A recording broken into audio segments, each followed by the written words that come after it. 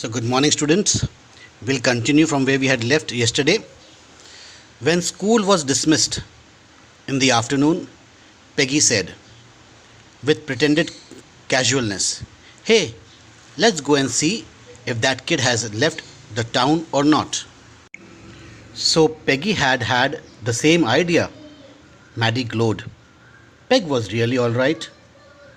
The two girls hurried out of the building, up the street towards Boggins Height, the part of town that wore such a forbidding air on this kind of a November afternoon, drizzly, damp, and dismal. "Well, at least," said Peggy gruffly, "I never did call her a foreigner or make fun of her name. I never thought she had the sense to know we were making fun of her anyway. I thought she was too dumb. And gee, look how she can draw." Maddie could say nothing. All she hoped was that they would find Wanda.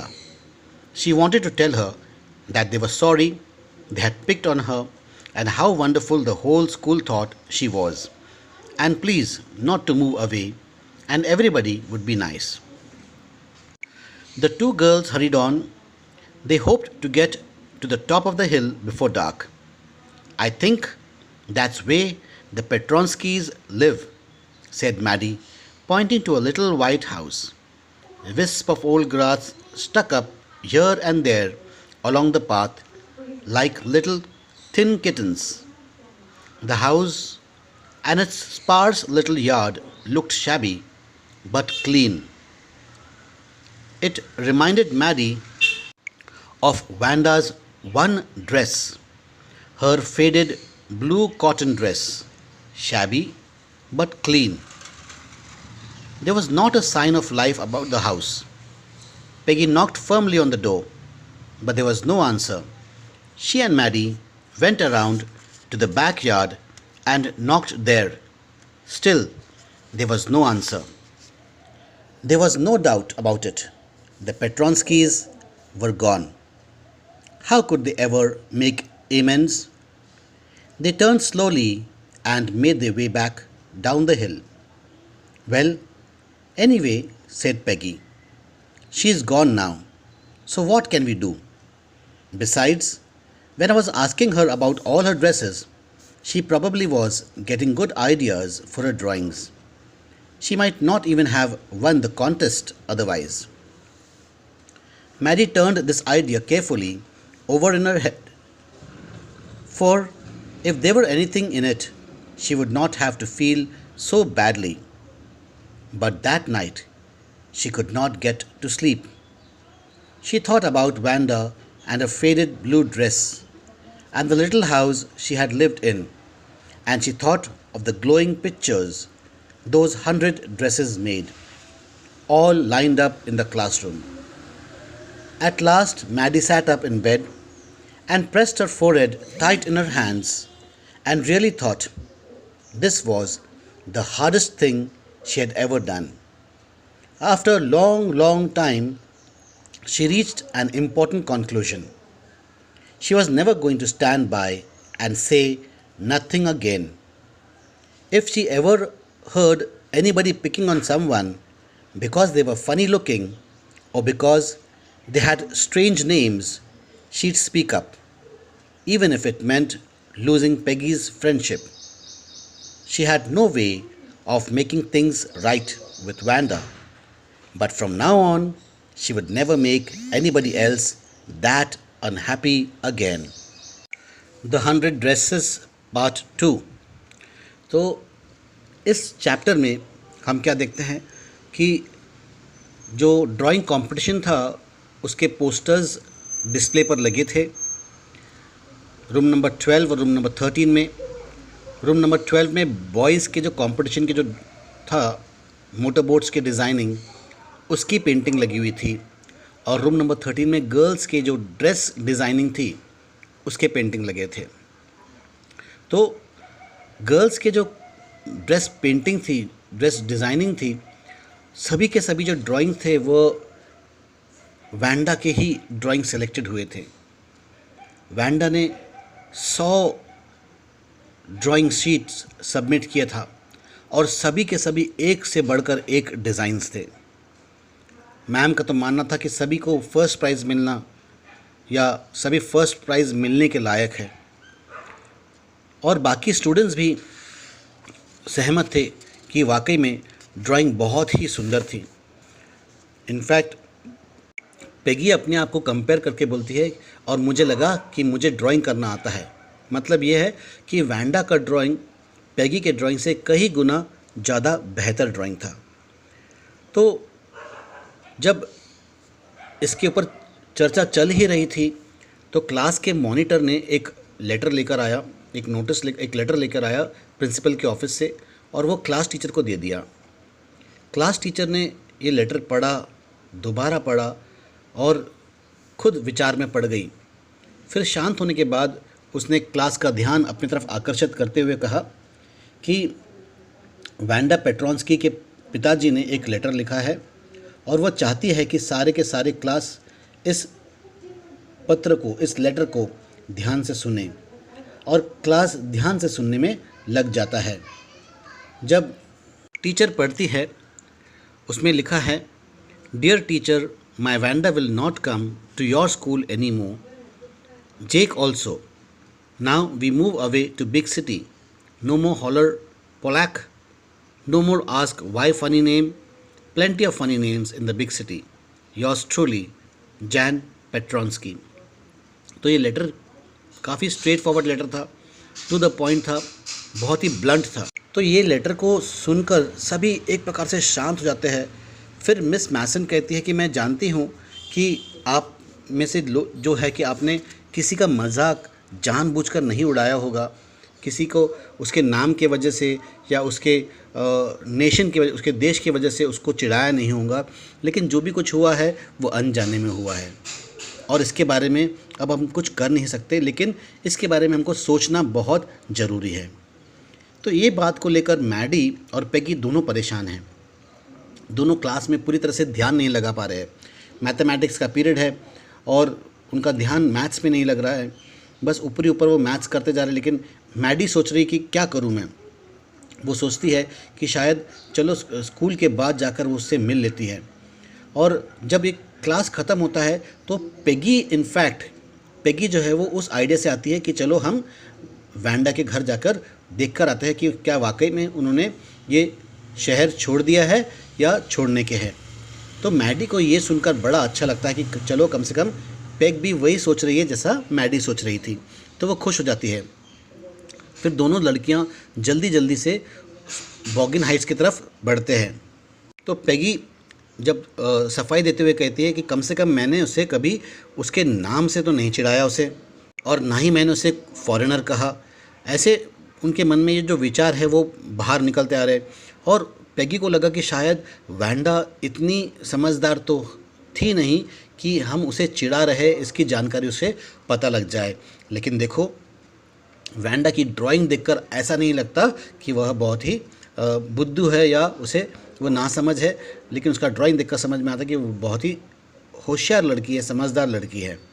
और Maddie कुछ कह नहीं पा रही है, लेकिन Maddie के मन में कम से कम ये आ रहा है कि वो जाकर वैंडा से कह दे कि वो बहुत बहुत सॉरी है और उनसे भूल हुई है कि उन्होंने उसको चुना और उसका मजाक उड़ाया, और वो चाहते हैं कि सब कुछ ठीक हो जाए और वो स्कूल वापस आ जाए और सभी लोग उसके साथ में अच्छा बर्ताव करेंगे, ऐसा वो कहना चाहती थी।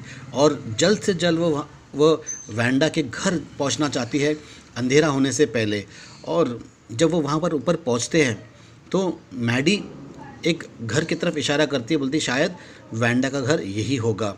और वहाँ जब जाते हैं तो देखते हैं छोटा सा मकान है, खुद बहुत बड़ा मकान है, छोटा सा कोर्टयार्ड है, लेकिन काफ़ी साफ़ और सुथरा है, अच्छे सफाई से रखा हुआ घर है। थोड़े बड़े घास वास यहाँ पर उग रहे हैं जो कि बिल्ली के बच्चे की तरह दिखाई दे रहे हैं। और ये कंपाउंड को देखकर इनको वैंडा की याद आती है, वैंडा के ब्लू ड्रेस की याद आती है कि वैंडा का ब्लू ड्रेस भले ही पुराना हो, भले ही शैबी हो, लेकिन वो गंदा नहीं था, बहुत ही नीट एंड टाइडी था। तो वहाँ जाके वो घर पे दरवाजे पे खटखटाते हैं, लेकिन कोई जवाब उनको नहीं मिलता। तो काफ़ी तहकीकात करने के बाद वह इस निर्णय पर आते हैं कि शायद पेट्रॉन्स्की शहर छोड़कर चले गए। अब चले गए तो लोग कुछ कर तो नहीं सकते, लेकिन मैडी ने यहाँ पर एक प्रण ले लिया, एक निर्णय ले लिया कि दोबारा वो ऐसे ही कोई हरकतों में शामिल नहीं होंगी। इनफैक्ट अगर कोई ऐसा करता है, किसी कमज़ोर के ऊपर दबाव डालता है या किसी जो अच्छा नहीं दिख रहा है या जिसका नाम बहुत अजीब है, कोई इसका मजाक उड़ा रहा है, तो शांत खड़े होकर एक स्पेक्टेटर बन के नहीं रहेंगी। वह उनका विरोध करेगी और उन्हें समझाने की कोशिश करेगी कि ऐसा ना करें। उसे अब लगा है कि दोस्ती से कई गुना ज़्यादा बेहतर ये है सच्चाई का साथ देना। अगर अपना दोस्त गलत कर रहा है तो दोस्त को टोको, दोस्त को रोको, लेकिन अगर दोस्त नहीं मानता है तो दोस्ती टूटे तो टूटे, लेकिन सच्चाई का साथ नहीं छूटना चाहिए। किसी को तकलीफ़, किसी को दुख, किसी को कष्ट देना ये ठीक बात नहीं है। अब कहानी आगे। On Saturday Maddie spent the afternoon with Peggy. They were writing a letter to Wanda Petronsky. It was just a friendly letter telling about the contest and telling Wanda she had won. They told her how pretty her drawings were, and they asked her if she liked where she was living and if she liked her new teacher. They had meant to stay there to say they were sorry, but it ended up with their just writing a friendly letter, the kind they would have written to any good friend, and they signed it with lots of X's for love. They mailed the letter to Boggins Heights, writing "Please forward" on the envelope. तो Saturday को Maddie और Peggy सारा दोपहर Wanda को letter लिखने में लगा दिया। उनका मकसद था कि लेटर के द्वारा वह अपना शोक प्रकट करे, अपने अपने गुनाहों के लिए माफ़ी मांगे, लेकिन वैसा कुछ नहीं हुआ। वो केवल एक नॉर्मल लेटर, जो अपने सबसे बेस्ट फ्रेंड को जैसा लेटर लिखते हैं वैसा एक नॉर्मल लेटर था। उस अपने नए स्कूल के बारे में पूछ रहे हैं, वहाँ के एनवायरनमेंट के बारे में पूछ रहे हैं, वहाँ के सेटल हो गए उसके बारे में पूछ रहे हैं। और जब लेटर एंड किया तो बहुत सारे x x x x x यानी एक्स स्टैंडिंग फॉर लव, कि हम आपसे बहुत प्यार करते हैं। और इस प्रकार से वो लेटर उन्होंने लिखा और एनवेलप पर बॉगिन्स हाइट का एड्रेस लिखा। बॉगिन्स हाइट के एड्रेस पे लिखकर वहाँ पर आगे में लिखा फॉरवर्ड। अगर इनकेस कुछ नया एड्रेस आपको मिलता है, क्योंकि इनको अभी वैंडा का नया एड्रेस पता नहीं था, तो शायद किसी पड़ोसी के पास से पोस्टमैन को नया एड्रेस मिल जाएगा और वहाँ से वो एड्रेस फॉरवर्ड करके वैंडा के घर तक का लेटर पहुँच जाएगा। इस उम्मीद में वह एनवेलप के ऊपर एड्रेस के बाजू में फॉरवर्ड भी लिख देते हैं। Days passed and there was no answer, but the letter did not come back. So maybe Wanda had received it. Perhaps she was so hurt and angry she was not going to answer. You could not blame her. Weeks went by and still Wanda did not answer. Peggy had begun to forget the whole business, and Maddie put herself to sleep at night making speeches about Wanda, defending her from great crowds of girls who were trying to tease her with, "How many dresses have you got?" And before Wanda could press her lips together in a tight line, the way she did before answering, Maddie would cry out, "Stop!" Then everybody would feel ashamed, the way she used to feel. Now it was Christmas time, and there was snow on the ground. Christmas bells and small trees decorated the classroom.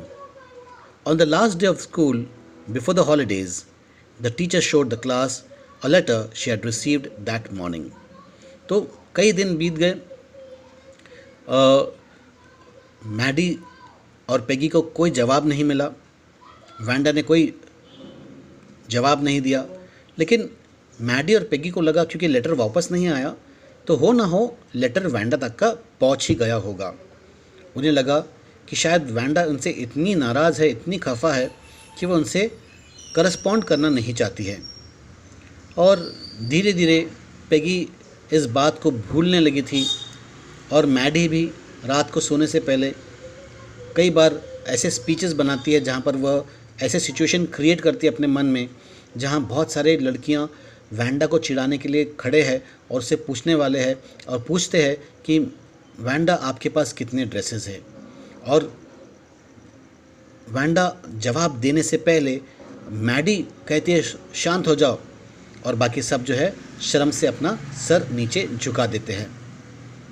फिर समय बीत जाता है, दिसंबर का महीना आता है, Christmas के हॉलीडेज़ लगने वाले होते हैं, सब तरफ बर्फ़बारी हो रही है, बर्फ़ गिर रहे हैं। और फिर जब स्कूल का लास्ट डे है, छुट्टी से पहले लास्ट डे होता है, तब जो टीचर है मैम मैसन, मिस मैसन कहती है कि मुझे आज सुबह एक लेटर मिला है वैंडा से और मैं आपके लिए ये लेटर पढ़ने जा रही हूँ। You remember Wanda Petronski, the gifted little artist who won the drawing contest? Well, she has written me and I'm glad to know where she lives because now I can send her medal. I want to read her letter to you. The class sat up with a sudden interest and listened intently. Dear Miss Masson, how are you and room 13? Please tell the girls they can keep those 100 dresses because in my new house I have 100 new ones, all lined up in my closet. I'd like that girl Peggy to have the drawing of the green dress with the red trimming and her friend Maddie to have the blue one for Christmas. I miss that school and my new teacher does not equalize with you. Merry Christmas to you and everybody. Yours truly, Vanda Petronsky. तो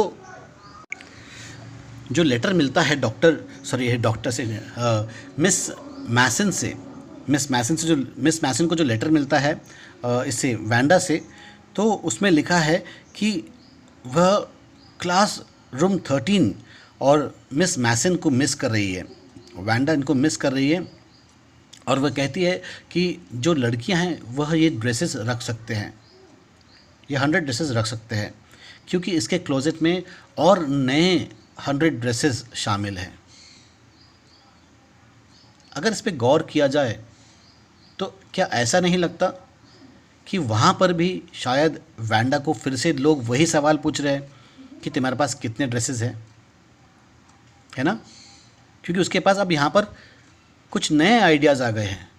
ऐसा भी हो सकता है कि वहाँ पर उसको चिढ़ा नहीं रहे हैं, लेकिन क्योंकि वैंडा ने अपनी पहल कर ली है ड्राइंग करने में, डिज़ाइनिंग करने में, अब वह रुकेगी नहीं, उसका जो क्रिएटिविटी है वो बढ़ते ही जाएगा। और इसलिए कहती है कि जो पेगी है वो उसके लिए ख़ास करके वो ग्रीन ड्रेस पेगी को देना चाहती है और ब्लू वाला ड्रेस वो मैडी को देना चाहती है। तो वह कहती है, लेटर एंड करती है कि वो क्लासरूम को मिस कर रही है, यहाँ के बच्चों को मिस कर रही है, और जो नई टीचर है वह मिस मैसन के मुकाबले थोड़ा कम है, वो मिस मैसन के मुकाबले बराबर नहीं बैठती है। इस प्रकार से वो अपना लेटर एंड करती है। On the way home from school, Maddie and Peggy held their drawings very carefully. All the houses had wreaths and holly in the windows. Outside the grocery stores, hundreds of Christmas trees were stacked, and in the window, candy, peppermint sticks, and cornucopies of shining transparent paper were strung. The air seemed like Christmas, and light shining everywhere reflected different colors on the snow. Boy, said Peggy, this shows she really likes us. It shows she got our letter, and this is her way of saying that everything's all right. And that's that. I hope so, said Maddie sadly. She felt sad because she knew she would never see the little tight-lipped Polish girl again, and couldn't ever really make things right between them. She went home and she pinned her drawing over a torn place in the pink flowered wallpaper in the bedroom. The shabby room came alive from the brilliancy of the colors. Maddie sat down on her bed and looked at her drawing. She had stood by and said nothing, but Vanda had been nice to her anyway. Tears blurred her eyes and she gazed for a long time at the picture. Then hastily she rubbed her eyes and studied it intently. The colors in the dress were so vivid that she had scarcely noticed the face and head of the drawing. But it looked like her, Maddie. Looked like her, Maddie. It really looked like her own mouth. Why? It really looked like her own self. Vanda had really drawn this for her. Excitedly, she ran over to Peggy's. Peg, she said, let me see your picture. What's the matter? Asked Peggy, as they clattered up the room where Vanda's drawing was lying, face down on the bed. Maddie carefully raised it. Look, she drew you. That's you, she exclaimed. And the head and face and this picture did look like Peggy. What did I say? Said Peggy. She must have really liked us. Anyway. Yes, she must have, agreed Maddie. And she blinked away the tears that came every time she thought of Vanda standing alone in that sunny spot in the schoolyard, looking stolidly over at the group of laughing girls as she had walked off, after she had said, Sure, 100 of them all lined up. तो जब Maddie और Peggy अपने घर वापस लौट रहे थे school से, तब उन्होंने अपनी ड्राइंग को जो वैंडा ने उन्हें गिफ्ट में दे दिया, क्रिसमस गिफ्ट में उन्हें ड्राइंग दे दिया, ग्रीन वाला ड्रेस का डिज़ाइन जो था उसने पेगी के नाम पर कर दिया और ब्लू वाला उसने मैडी के नाम कर दिया. तो टीचर ने ये ड्रेसेस उनको दे दिया और ये बहुत ही संभाल कर ये ड्राइंग अपने घर ले जाते हैं. और यहाँ पर दृश्य दिखाया गया है कि क्रिसमस का माहौल है. हर घर पे कुछ ना कुछ क्रिसमस के हिसाब से डेकोरेशंस किए गए हुए हैं. व्रीथ्स है, हॉलीज़ है विंडोज़ के ऊपर, और जो ग्रॉसरी स्टोर्स है, जो दुकान है, उसमें क्रिसमस ट्री, बहुत सारे क्रिसमस ट्री रखे हुए हैं, और कैंडी है, पेपरमिंट्स है, अलग अलग प्रकार के ट्रांसपेरेंट पेपर्स है, और वातावरण में एक उत्सव का माहौल है, क्रिसमस का माहौल है. और ये सब जो कलर जो है वो स्नो के ऊपर रिफ्लेक्ट होते हुए बहुत ही बढ़िया दिख रहा है.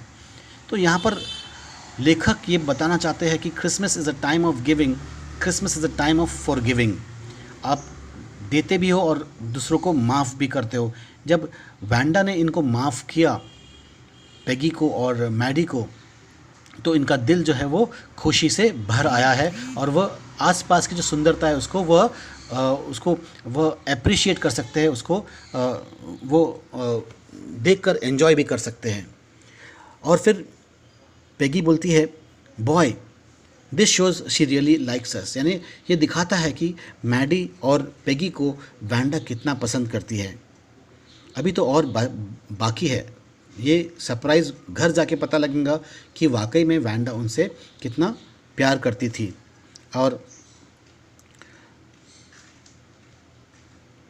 पेगी कहती है कि ये साबित होता है कि अपना लेटर उस तक का पहुंच गया है, और ये उसका तरीका है दिखाने के लिए कि सब कुछ ठीक ठाक है, आपको कोई चिंता करने की ज़रूरत नहीं है.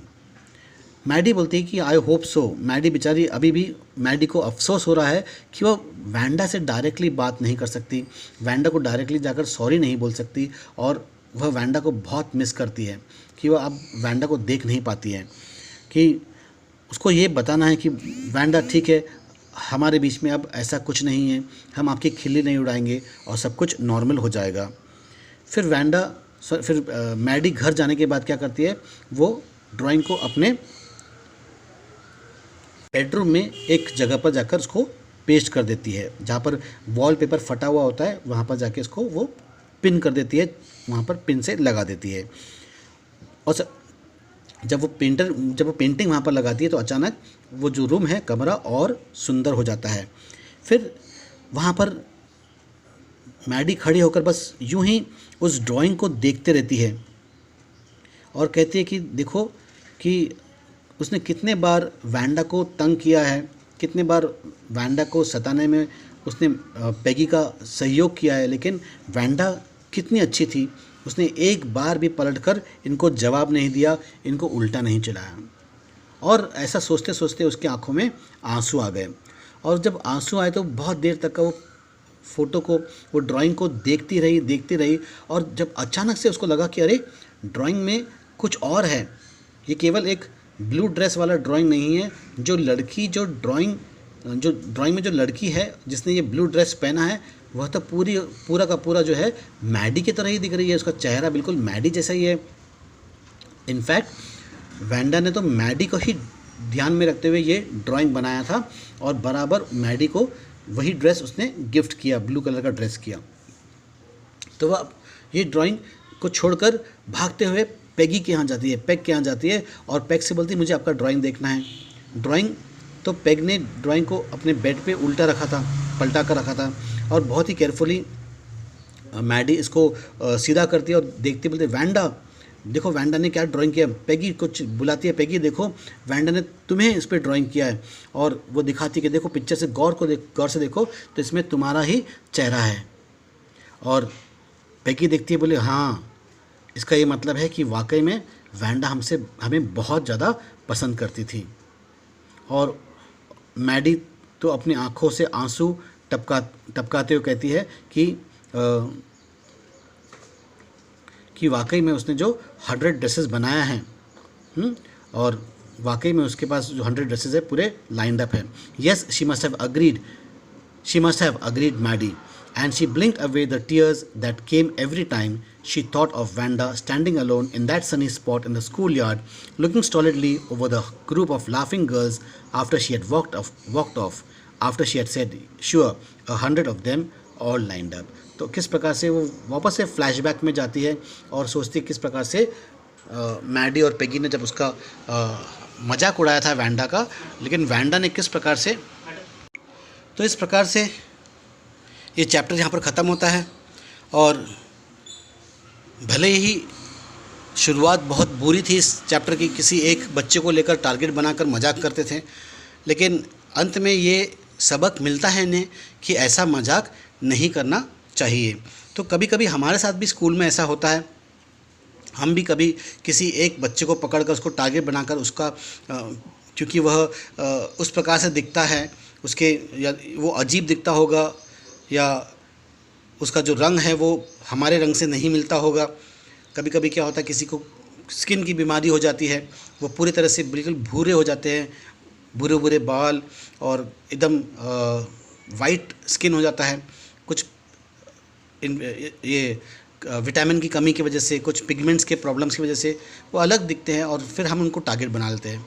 कोई बच्चे उनकी आंखें चीनी की जैसी होती है तो उसको चीनी चिढ़ाते हैं। तो यहाँ से हमें एक सबक मिलता है कि हमें किसी को चिढ़ाने से पहले उनके दिल में क्या चल रहा है, उनके दिल को कैसी चोट बैठती होगी, कैसे ठोस लगती होगी, इसके बारे में भी हमें काफ़ी सोचना होगा। तो उम्मीद करता हूँ कि आपको ये चैप्टर समझ में आया होगा, और मैं नोटिस कर रहा हूँ कि आप जो है चैप्टर को देख नहीं रहे हैं, आप पूरी तरह से चैप्टर को देख नहीं रहे। और जब असाइनमेंट आ रहा है तो केवल 6 बच्चों ने ही असाइनमेंट सबमिट किया है। 15 में से only 6 students have submitted the assignment. So this is not good on your part. Okay, I know that you might be having homework for other subjects as well, and you might be having homework from your school as well. But if you do your homework regularly, in the long run, it will be much easier for you, because all of a sudden when the school reopens, and the school is going to reopen, ऐसा नहीं कि साल भर हम lockdown में ही रहेंगे और through online ही पढ़ाई करेंगे, ऐसा नहीं है। अगस्त या सितंबर में स्कूल जब रीओपन होगा तो फिर टीचर्स जो है वो सिलेबस ऐसा फास्ट भगाएंगे, ऐसे गेयर पे चलाएंगे कि आपको समझ में नहीं आएगा कि टीचर लोग क्या पढ़ा रहे हैं। तो बेहतर ये है कि आप अभी से जो भी कुछ हो रहा है, जितना भी एक्सरसाइज आपने अभी किया है, तो इसे डेली के बेसिस पे ऑन अ डेली बेसिस थोड़ा जो है, ज़्यादा तो होमवर्क मैं दे नहीं रहा हूँ, 5, 7, 8 क्वेश्चंस देता हूँ, और इसमें भी केवल 15 में से केवल 6 बच्चे आंसर कर रहे हैं. So this is not right on your part. So if you take a step every day, one step at a time, do your exercise every day, study every day, that will be a healthy solution for you in the long run. So I expect that at least today I would get all the 15 people who have enrolled in the coaching classes to answer my questions. Okay.